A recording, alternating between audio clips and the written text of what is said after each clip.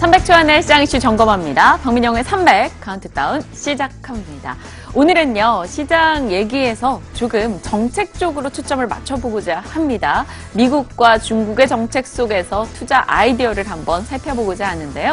미국에서는 지속적으로 핵심 정책으로 떠오르는 게 바로 인프라 투자입니다. 트럼프 대통령이 대선 공약 때부터 이 낙후된 도로나 교량, 상수도를 개선하기 위해서 약 1조 달러의 인프라 투자를 정부 예산으로 집행하겠다, 이런 얘기를 내놨던 바가 있습니다. 1조 달러, 1,060조 원, 정말 어마어마한 돈이죠. 이 돈이 들어가게 된다면 미국 경제뿐만 아니라 세계 경제 자체에도 큰 힘이 될 수가 있습니다. 인프라 투자 이야기 자세히 들어가 보죠. 사실 미국은 선진국입니다. 선진국인데 인프라가 낙후돼봐야 얼마나 낙후됐겠어라고 생각을 하시겠죠. 하지만 미국의 사회 간접 자본, 말 그대로 도로나 수도 등이 되겠죠. 이러한 것을 평가를 내려봤더니 D등급이라고 합니다. 거의 낙제점 수준이죠. 앞으로 고쳐나갈 것들이 상당히 많다라는 건데요. 그렇기 때문에 트럼프 대통령은 올해 시작할 때 2018 주요 국정과제로 또다시 인프라 투자를 강조했던 바가 있습니다. 세제 개편안이 처리가 되면서 민간의 참여 등도 유도되는 등 앞으로 인프라 투자 관련해서 탄력을 더 받을 것이다, 기대감이 높은 상황입니다.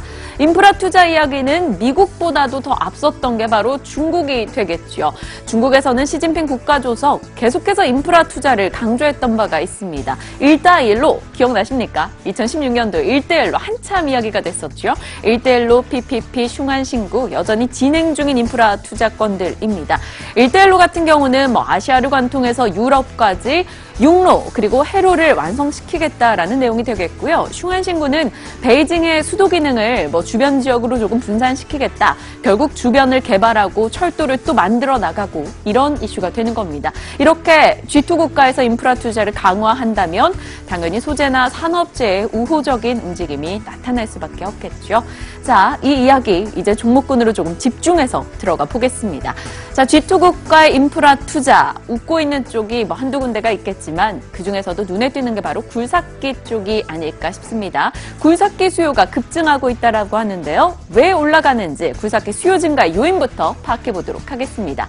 이머징 국가, 선진 국가, 앞서 봤던 미국과 중국 등에서 경기 회복이 나타나면서 인프라 투자가 더 활발하게 이뤄지고 있다는 거고요. 유가가 올라가면서 산유국에서도 굴삭기 수요가 러시아 등에서 증가하고 있다는 겁니다. 그리고 최근에 중국의 광산업에서 폭약 사용을 제한했다고 해요. 왜냐? 원자재 가격이 올라가고 있기 때문에 폭약을 좀 덜 써라. 그렇다면 광산 파낼 때 폭약 대신 뭘 하겠습니까? 당연히 굴삭기로 파내야겠죠. 굴삭기 수요가 증가하는 요인이고요. 또 노후화 장비들의 교체 주기가 도래하고 있다는 소식이 전해지고 있습니다. 이 노후화, 이 굴삭기 교체 수요 이야기는 차트 보면서 좀 더 자세히 들어가 보도록 할게요. 자, 2006년, 7년부터 해서 쭉 2010년까지 굴삭기 판매가 상당히 좋았습니다. 하지만 굴삭기의 교체 수요는 한 7년에서 10년 정도라고 하죠. 이제 슬슬 노후화되면서 새 걸로 바꿔 사야 되는 시기가 도래한 겁니다. 그렇기 때문에 최근 들어서 매년 이 굴삭기 수요 자체가 증가세를 기록하고 있는데요. 지난해에도 굴삭기가 상당수 판매가 됐고요.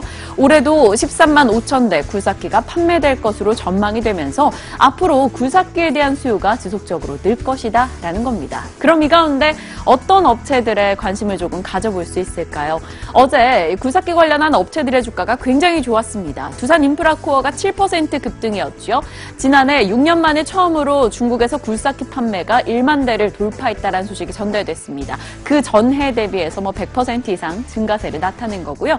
두산 인프라코어뿐만이 아니죠. 현대건설기계도 보겠습니다. 현대건설기계는 좀 대형 굴삭기 쪽에 조금 초점이 맞춰져 있는데요. 최근 신흥국에서 그리고 선진국에서 이 대형 굴삭기 수요가 늘어나면서 볼만하다라는 거고요. 4% 이상 어제장에서 상승세를 보였습니다. 하지만 나는 굴삭기 업체 하나 고르기가 조금 어렵다 하시는 분들이라면 DY파워 움직임도 점검하시는 것 어떨까 싶네요. 어제장 무려 9% 이상 급등한 채 거래를 마쳤죠. 굴삭기에 들어가는 유압 실린더를 만드는 업체로서 독보적이라고 합니다. 경쟁사가 마땅히 없다라고 하는데요.